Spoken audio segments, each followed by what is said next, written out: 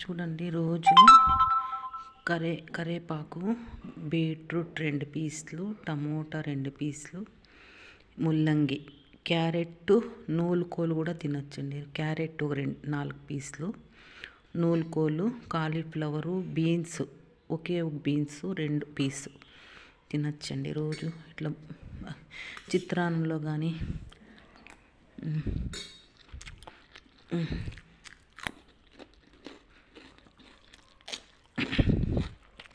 చిత్రాన్నంలో కానీ పలావలో కానీ ఏ టిఫిన్కైనా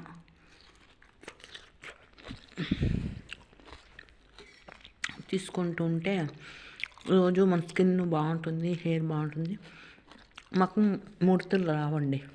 తీసుకుంటే ముడతలు రావండి,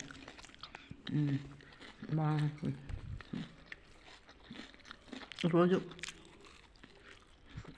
కరివేపాకు కొంచెమే రోజు ఇది తీసుకుంటే చాలా స్కిన్ బాగుంటుందండి. ముల్లంగి కంపల్సరీ, ముల్లంగి, క్యారెట్, బీట్రూట్, టమోటా 2 పీసులు అంతే తీసుకుంటే కొంచెం ఇంతే ఇంతే. ఇది 2 పీసులు, క్యారెట్ 2 పీసులు, టమోటా, కాలీఫ్లవర్ కొంచెం కాలీఫ్లవర్, బీన్స్, సాంబార్కి వేస్తాం కదండి నూలుకోలు, అదొక పీస్. రోజు ఇట్లా కంపల్సరీ ఒక పూట టిఫిన్లోకి తింటే చాలా బాగుంటుంది. టమోటా బాతుకు కానీ, చిత్రాన్నంలో కానీ, పలావలో కానీ, చపాతీలో కానీ, చపాతీలకు ఇంకా బాగుంటుందండి.